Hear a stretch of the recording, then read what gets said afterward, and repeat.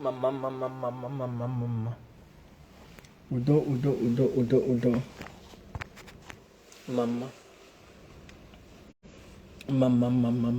Mama.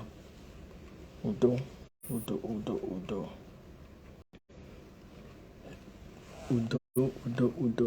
Udo.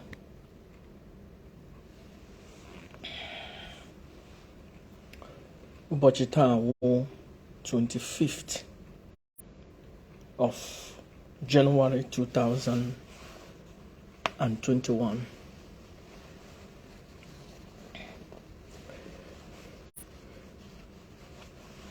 This is the Master Prophet, young Joshua Yawins, the awakened one of the Biafran people, Biafran spiritual leader, the prophet and the founder of the new Igbo Biafran indigenous religion, Rufana.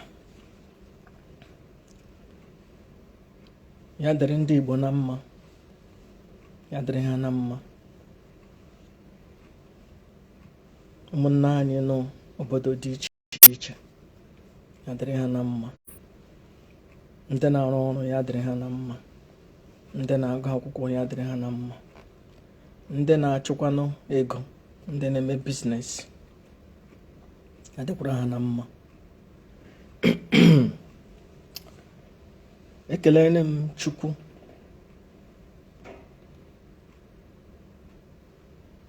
ndị Igbo. Ekelele m ndị mbụ na ndị egede. Ekelele m ndị ezumezu ha. Ekelekwana ndị mmiri na ndị ezumezu ha. Ekelekwana m Ekwensu. Ekwensu wụ God of War. Otu Chukwu ji wụrụ mmụọ kachasị mmụọ nọ n'ala Igbo, a na-akpọ ya Chukwu. Ekelele m Ekwensu wụ God of War.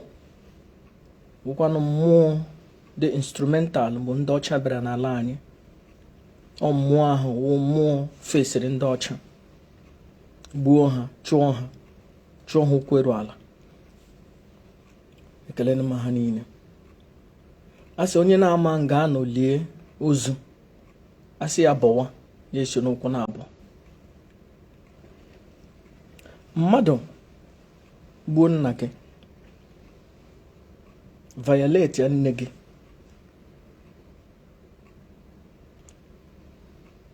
gaa mara chaa ihe ndị a.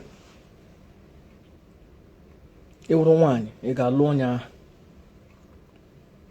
or vice versa. Ndị ọcha bịara n'ala anyị. Mgbe ha bịara, onweghị mgbe ha nwere the mind na ha wetagara na anyị ihe ọma. Ya wụrụ ihe ọma ka ha nwere, agaghị ewetara na ndị ojii. Ihe a wụ eziokwu. A sị na eziokwu, okwu ziri ezi wụ ndụ. Mgbe ndị ọcha buru na ship ha, buru boat ha, mgbe ohu plane anọ bịa n'ala Igbo anyị, their intention awụhụ ka anyị jee wejere ndị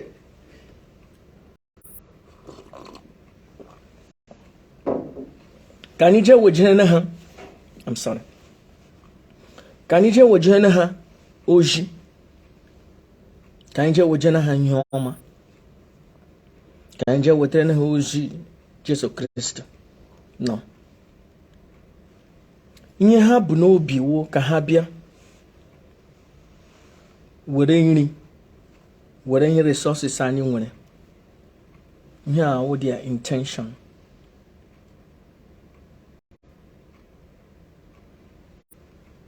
Ihe a wụ ihe ha bụ n'obi. And ihe ha bụ n'obi awụhụ for our best interest. Ihe ha bụ n'obi wụ ka ha bịa gbuo anyị, buru ihe anyị nwere, dominate anyị, rule over us. And that thing ha bụ n'obi supersede whatever anyị ga-efeel na ha wetara na anyị. All this in the go theology and philosophy in stupidity of the religions of their oppressors. Ndị Igbo anyị na-aga gụọ rubbish. Ihe agụrụ naanị study religion onye bịara bịa gbuo your generation.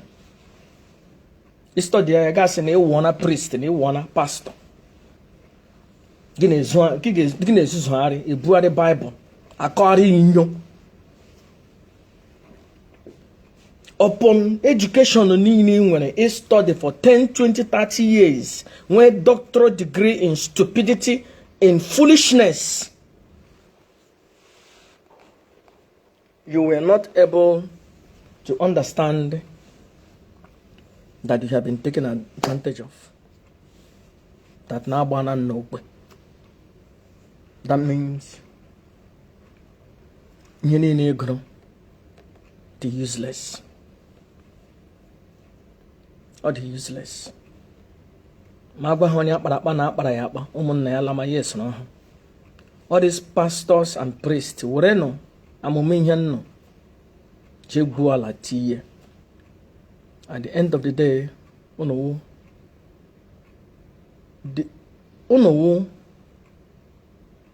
one-eye man in the land of the blind. Well, it's an unknown when one eye is you promote. You are the blind among the land of the one-eye man. Chiukwu Igbo alibani. Chiukwu has nothing to do with ihe ọbụla ndị ọcha ndị oshin butere n'ala anyị. Remember, enwere ihe edere ha na akwụkwọ ndị asị, the thief cometh to steal and destroy. The reason ha ji bịa n'ala anyị wụ to steal and destroy. Enweghị another reason. Ya wụrụ na ha bụ n'obi si, hey, ngwa nọ biko na onye ọbụla bata na boat ka anyị jee na enwere ndị asị na ndị na enweghị uwe na enweghị ha nwere ka anyị jee butere na ha uwe metene ha ke wetere na ha jee kụzie na ha otu na-eji ebi ndụ ha ewere boat bịa n'ala anyị hey ịnomena anyị ihe ọma mebi ha lama anyị ekele ha biga ha iri bi ha ihe ndị ọzọ ọwụ otu ji bịa their intention wụ na enweghị iri na code dị too much ka ha jee n'Africa ka ha jee colonize ya ha buru ihe ha nwere. That is their intention.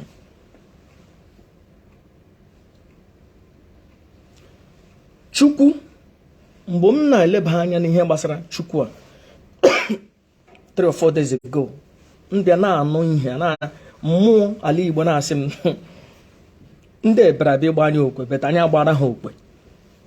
I said, what is that?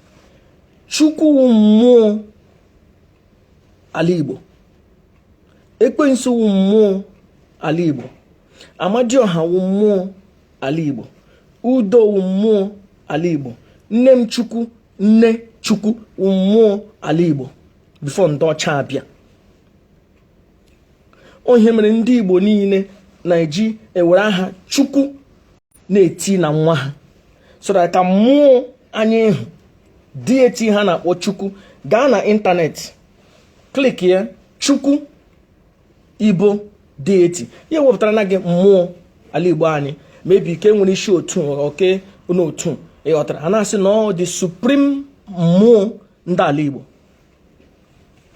Ihe ndị ọcha na-ama awụ mgbe ha butere na anyị dịsa arụ ihe ndị ha butere na anyị ha hapụ ụmụnne anyị na-akpọkwa Chukwu ha na-akpọ ha sị oke ngwa kpọma na ya o Chukwu nsogbu anọ just as long as na nnọ ga-ahapụ ịdị na-eje nga ahụ mmụọ ha nọ na-abịazie na chọọchị na-akụ aka na no problem ama ha na mmụọ ala Igbo agbara ha okpe.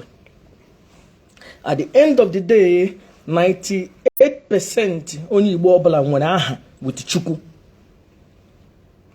The glory goes back to mmụọ ala Igbo anyị. Chi mmụọ ala Igbo anyị. Chukwu awụghị God. God wụ ihe ndị ọcha butere. That onweghị ebe o shipụta enweghị energy. God enweghị energy. enweghị ihe a na-asị na ihe ewu God, because ihe ọbụla ị kpọrọ God ị ga-akpọ God aha ya ogene ọwa aha ahụ wetara energy. God will just a caption like Mr. Doctor, Evangelist and all those things. God wu ihe ndị ọcha si ngwa ihe na na-akpọ ya God, which dog wu ihe nkịta na-agba agba wo ihe ndị enwecha ihe eji mata a certain thing. Now mmụọ ala Igbo anyị a na-akpọ ya chi nke ukwu, Chukwu. And ije na internet click ya asị gị na lekwe Chukwu itikwe na ekwensu, ha pụtara gị lekwe ekwensu. Ekwensu wu the god of war and trickery. That means all my ihe too much, and he's in charge of negotiation. Ijeme negotiation onye mere ndị Igbo anyị ha ejeme ọgụ ha na-ejikarị ekwensu eje, because ekwensu ga-enye gị idea how to succeed or business negotiations. And the ya dịkwa in charge of business, ịma ịzụ ahịa. O ekwensu ihe ewu ihe ekwensu na-arụ. Chi ukwu just nọ n'ọdị ya, but ekwensu nwere ọrụ ya, Chukwu nwere ọrụ ya, Amadioha nwere ọrụ ya, mmụọ ndị ọzọ dị iche iche nwecha. Enwere God of fertility, chi na-enye nwa.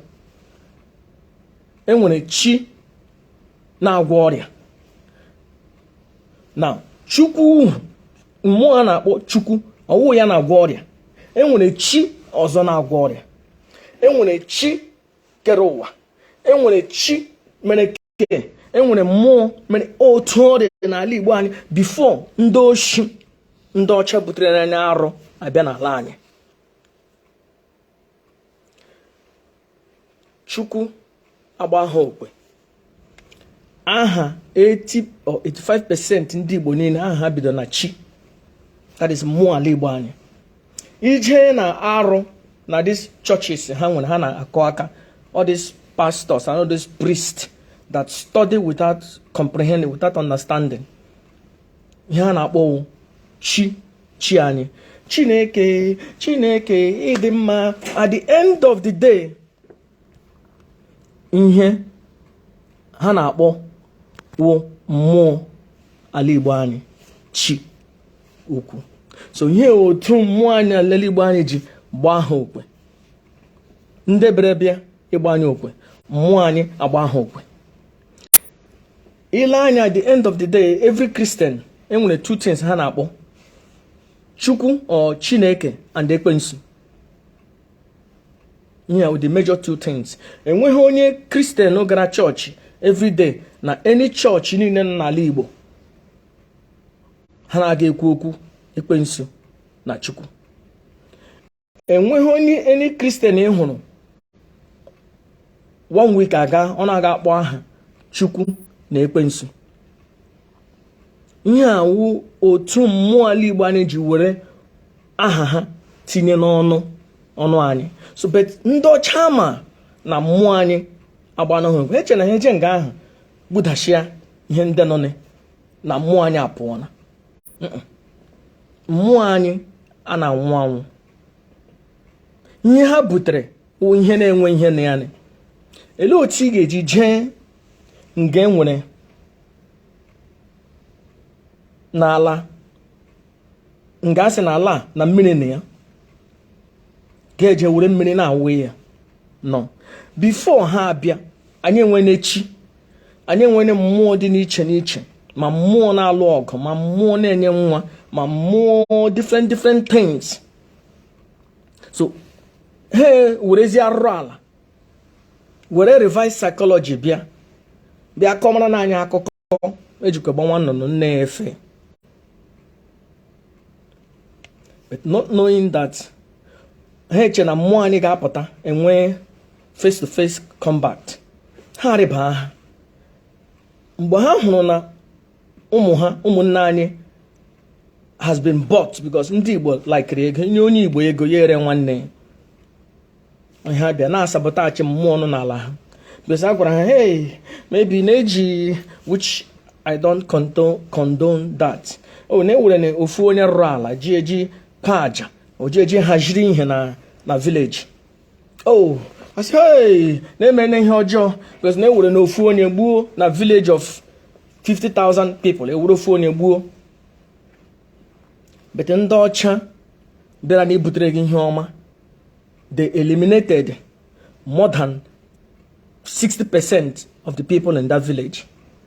And they transported, displaced more than ya wụrụ na ihe niile egburu n'ala Igbo ọwụmụ ejima ha egburu by mistake because amaghị ama ọwụ ndị eji kwa aja ọwụ ndị rụrụ ala n'ala Igbo niile ya karịcha ya wụrụ 10,000 n'ala Igbo niile, let's say for 200 or 300 years ya karịcha ya wụrụ 10,000.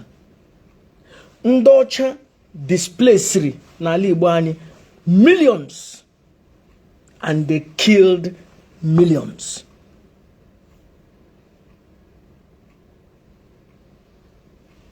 So onye wetegere gị ihe ọma gbuge gị egbuge. That means ịkpọrọ doctor ka doctor bịa gwọọ gị ọrịa, doctor abịa ma were poison bịa nye gị. Mmụọ ala Igbo anyị shiri ike. Chukwu mmụọ nke anyị ọwụhụ has nothing, Chukwu has nothing to do with ihe arụ edere na akwụkwọ ndị ọcha. Iwuru onye Igbo mara na ihe ndị ọcha butere na gị wa arụ. Like ya wurishi gị kọ n'ala. It has been destined that one day na somebody ga-agwa gị ihe. Ihe ndị ọcha butere n'ala anyị wa arụ. Ma ha ma akwụkwọ ha wa arụ. Ọwa arụ that time ha butere ihe nna nna anyị ha jụrụ lụọ ọgụ gbasara ya, egbuo ha gbasara ya. It was arụ then, it is arụ today.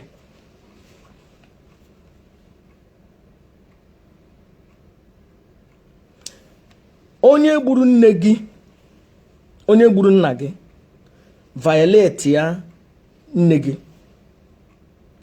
gbuchie ụmụnne gị, ị ga-anara ya ihe o ji n'aka ka i rie. Ọ naanị ndị ojii that does that. Don't listen to all these idiots kpọrọ onwe ha priests and pastors. What they are looking for is their back pocket, their belly. Your well-being, they don't care about your well-being. Before a man can achieve physical bondage, first of all, you have to achieve here. You have to free your mind before you can free your hand. As long as you know now this arụ ndị ọcha butere, arụ atọ ndị ha niile wa arụ, because ha niile enslaved our people.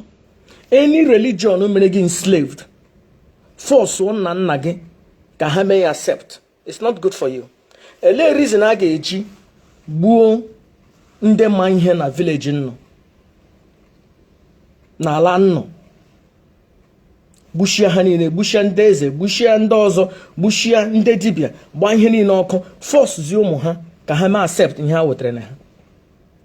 It means it was imposed on you.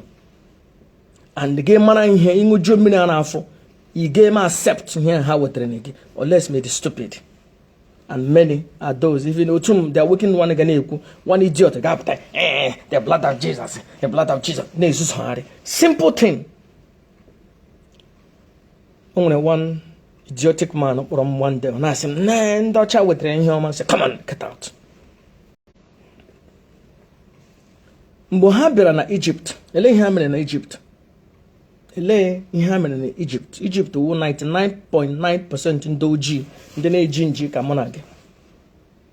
They exterminated them. Wuru nwoke chapụsịa ha ihe nwoke ha. Ndị ha na-achọghị igbu.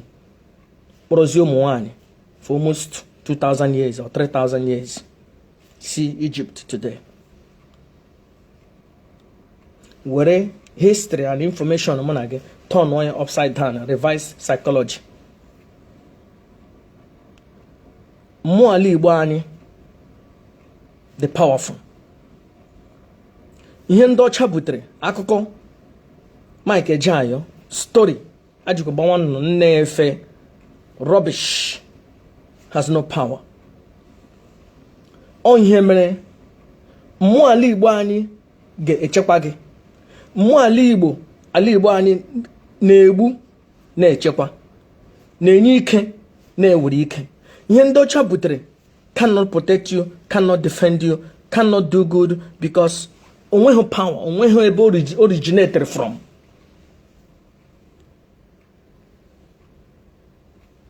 Chukwu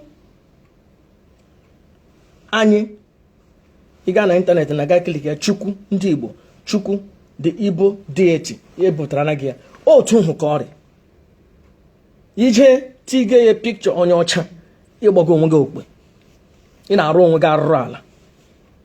Otu nhụ mmụọ anyị dị asị na lekwe Chukwu ije like 80 or 100 years ago, 200 years ago, 300 years ago n'ala Igbo. Ije asị gị lekwe Chukwu, onye ewu Chukwu, ka ewu Ekwensu, ka ewu Amadioha, ka ewu Agụishi, ka ewu Udo, ka ewu kwanụ Mami Wọta, ka ewu ke. Otu nhụ ọrịa that time, otu ọrịa today. Ije were Chukwu pentie ya white,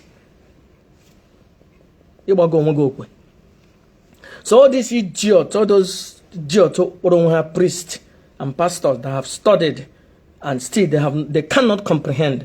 And when they have doctorate degree in stupidity and foolishness, studying the religion of their slave masters, I feel that they have achieved. Makaso white or maybe Abraham suit, Burakwanaka. You have not achieved. It shows that you are a fool. Ordinala, Allah more. Okay, I was studying yesterday. Allah, Ugwa more spirit. That is energy. G Allah. Allah bala wane more G any. Ali Igbo gade. Omena Ali Igbo gade.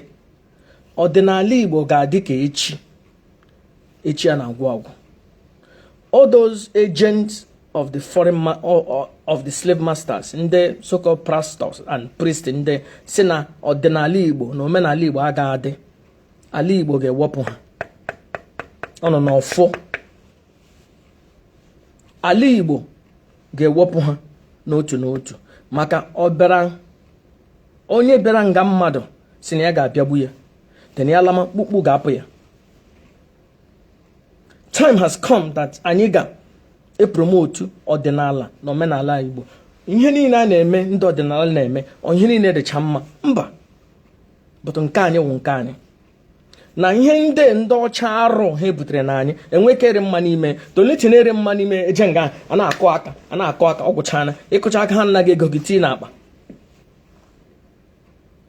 But ọwa arụ mgbe nna anyị ha 200-300 years ago na-alụsị ha ọgụ. Then ọwa arụ today ọkwa arụ. Iwuru agent of the slave masters, all these pastors and priests. Gasị na ọdịnala na omenala Igbo aga adị. Na ndị dibịa ga-anọ n'ala Igbo anyị. Na Amadioha ga-anọ, Agụishi ga-anọ, ndị ezumezu ha ga-anọ. Ala Igbo wepụ gị. As long as ị kpasara aka n'ala Igbo, ala Igbo wepụ gị. Maka omenala na ọdịnala Igbo ga-adị. And ọ ga-adị ka echi, maka echi ya na-agwụ agwụ.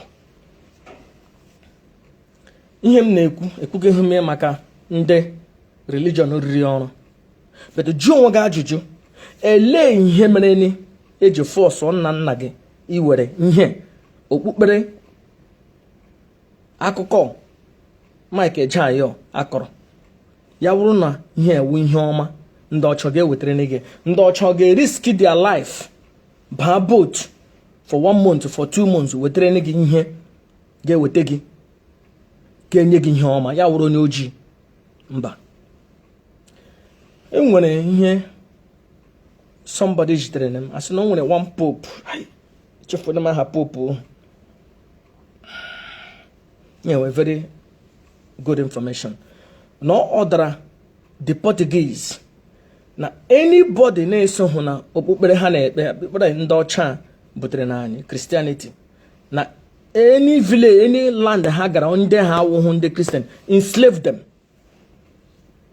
But that land, how convert and happen.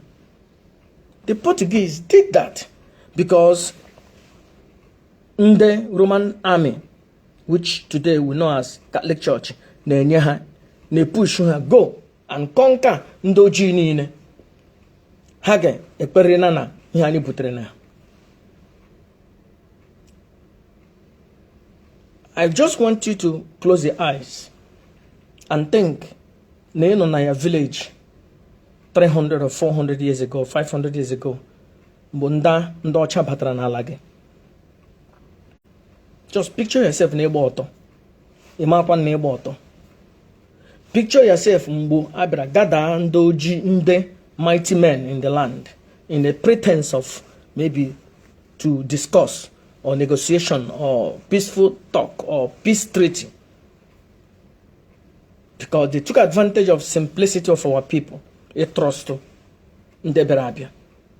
But they assassinated them. I want you to think back that Mpage Garad Ijahu that day, Olota. I want you to think that Mpage maybe Woneze, Ogara, Olachite. Put yourself in that shoe. And today, you are accepting all this rubbish. Akoko, this book, turn on upside down. Hold the behind of the Paiwan Tapa. Onye dere ihe odere. And when we get na Bible, gwagi king gedere ka odere.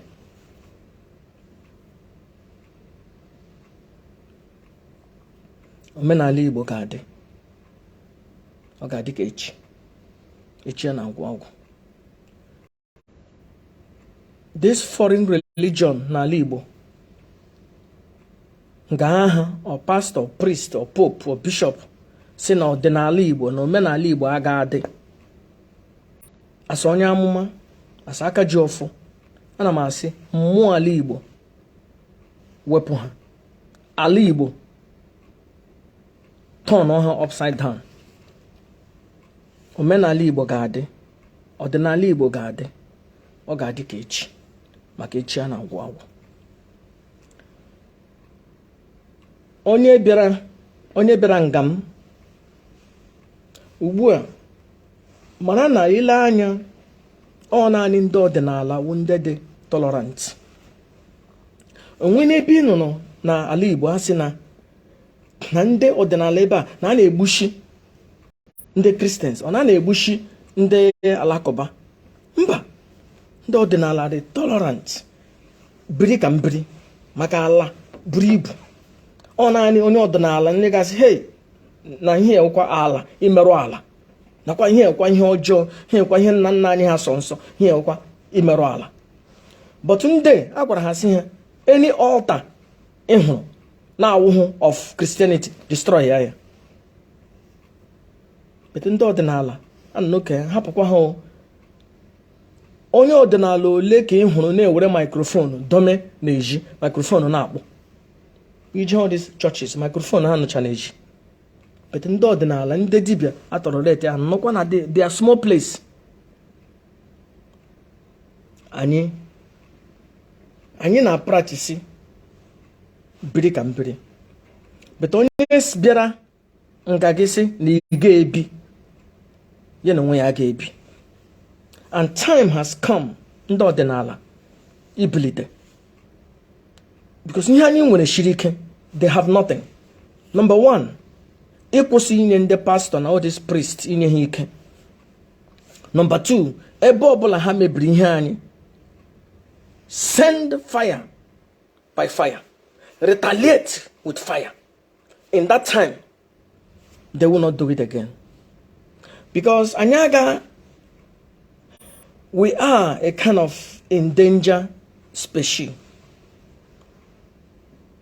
Ọdịnala Igbo wụzi ihe a na-achọ ikpochapụ. Ma anyị ga-aga idea. Enwere all this wicked or this greedy native doctors ndị na-achọ naanị afọ ha. Ka anyị gbaa jeep, ka anyị gbaa ke, ka anyị rụọ oke. They don't think about this damage, this evil, wicked, adulterous, rebellious religion no men n'ala anyị. They don't care about it. Yeah, can I just pastor begin you yeah, for just say praise Jesus. Damn my own water, damn my green, damn my dear. Gana na ego tinaba. Yeah, mmadụ ire ala ya, ire onwenye. You are sabotaging mmụọ iji na-arụ ọrụ. Mgbe onye dibịa ga-ewere ike nye onye pastor ga na crusade praise Jesus. O nwere mgbe Maazị Nnamdi Kanu nọ na prison the other time, or this particular one. O nwere mgbe some ndị IPOB jere ebe siri ike na mmụọ kara aka n'ala Igbo. Isi ya na ya kpọpụtara na ha Maazị Nnamdi Kanu. Eji ha ihe buru ibu jen. Si ya kpọpụta Maazị Nnamdi Kanu and ha chọrọ ka Biafra bịa. Mgbe onye dibịa mechara ihe, mmụọ ahụ na-ekwu okwu si ha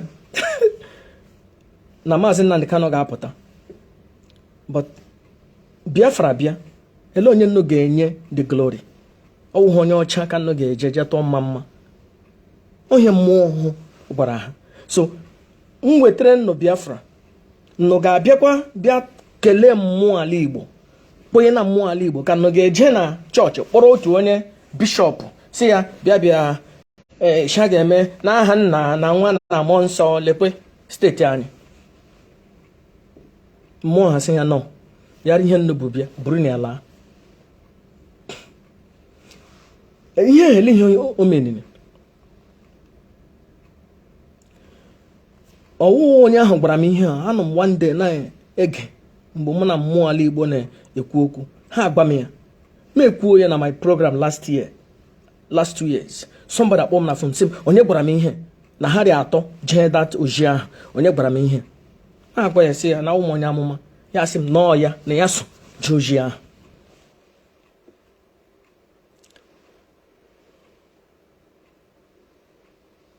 Before you can liberate yourself here, liberate your mind first. And the religion here brought to it destroy your mind. Tora gashi, bagi na nwere onye ọcha jene n'eligwe na oji aji ịrụ ụlọ. Onye ọcha one boy ịrụgo ụlọ for over 2000 years. Ọrụga 2000 stories. Even ịrụ ụlọ one story every year 2000 years. Ịrụ ụlọ ibe ihe n'eligwe. Somebody with a brain no you can't even reason. Hello to this thing and this thing. Hello to jide agwo naka n'okwu. I mean jide agwo n'ọdụ ya, agwo aga atage. Unless well, only 2 or 3 different ways you can iji wara agwo. But normally agwo ga atage. Oga abhe na nga serpent no, oga atage. Oga abhe nga agono, oga erige. Enwere ebulo my mother-in-law umundume Mama Nnamdi Kanu nehi awu had the children of lion ijeni mo ya nwa agụ si ihe that means light ihe agụ aga egbu gị. Anyị nwere ihe niile n'ala anyị. Anya hapụla arụ ihe ndị this idiot kpọrọ nwa priests and pastors had held akwụkwọ na-agụ kufushie gị your brain. You cannot put 1 or 2 things together. Ọwụhụ ebe 10, 20, 30, 40 years ago n'ala Igbo enwere ebe a na-akpọ na Anambra State area. Ụmụ nwaanyị nọ na di ịpụọ gaa di ọzọ immediately cross bata na that land. Maybe after or something will happen. With that, the gods of the land does all those things. And you check for China, just brew Bible. I was only brew Bible. Kamiko, only brew Bible. Tomashi, only brew Bible. Ne, na mempuna aro. Buribu na libo. As long as he brew Bible. Mempo, roala. Me hende richiche. He brew Bible naka. Chukwu, alibo ani shirike. Mmụọ anyị nwere n'ala Igbo shiri ike. And ihe mere mmụọ anyị ji just gba nkịtị wụ na anyị adịla useless, stupid, sono akụkọ na-enweghị isi na ọdụ. Ihe ndị ahụ ha kọrọ n'elu ụwa enwere only one religion 80% you can achieve it, which I have studied that religion. Buddhism wonke Buddha, Shakamu Buddha. Shakamu Buddha, he teach about transcending the mind, awakening your consciousness. If you do it properly, you will come to that state. Only one religion, no one, only one religion. Well, in kind of religion, okay? Religion niile akpọrọ religion ma ke ndị ọcha butere n'ala anyị ma ndị ka ọzọ na-egbu mmadụ ma ndị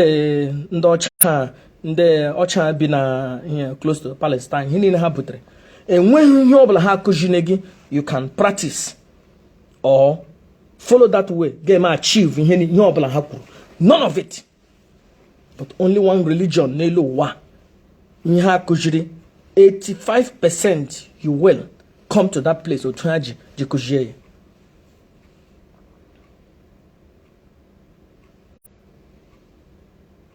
Still our people, somebody ga-asị gị nwa gị jee eluigwe ga-eriama enwere this rubbish years ago mpam sị na enwere ihe a na-akpọ o nwere 110 ri otu a na-akpọ ya scapula ha were needle dụọ n'ala bekee ahụbeghị onye ọcha nya scapula before iruo n'ala Igbo anyị onye ọbụla ewere ihe eji eri dụọ eji picture Virgin Mary onye ọcha na Jesus na gị nyere ya n'olu gị nwa ga-eje eluigwe. People cannot reason, cannot think. Mana na nwere mgbe asị no Mary shi n'eluigwe wedata so enwere photocopy machine n'eluigwe. Mary shi n'eluigwe wedata na gị scapula wụ ihe photocopy machine Mary na Jesus with black and white ewere eriri dụọ ya dụọ nyere ya n'olu. So people don't reason, don't think. Mgbe anyị were small here during 1977 ka ihe pụtara, we believed it. We can see Chineke ndị ri ya n'anya ọnụ ndị agba n'anya okwe. People still believe in this rubbish, in this bullshit. Na ị ga-anya na scapula n'olu ihe esere nwaanyị onye ọcha na this boy onye ọcha gị nye na n'olu gị nwa ga-eje eluigwe.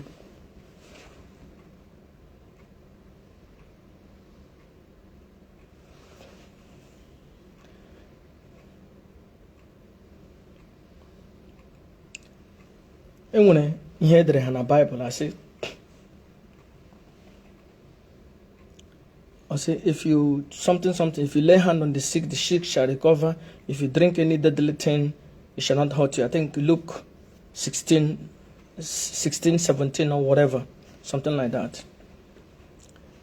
I have to make it clear. I will not diminish that somebody can possess power, because Mom Christianity, I did a lot of things, both dreams and vision and prophecy and healing and this and that.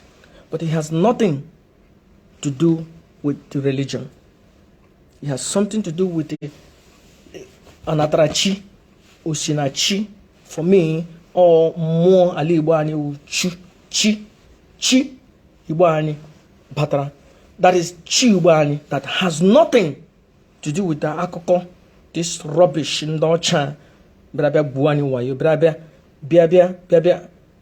meto ụmụnna anyị ndị nwoke meto ụmụ nwaanyị buru ihe anyị nwere gbuo ndị eze anyị gbuo ndị ụmụnna anyị na-eme ihe siri ike gbuo ha buru ego anyị buru milk anyị buru diamond anyị buru atụrụ anyị buru ala anyị buru mmanụ anyị for hundreds of years.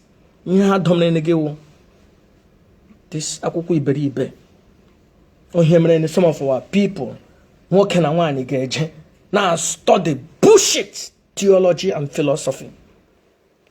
John has how pastor, how priest, studying the religion of your oppressor.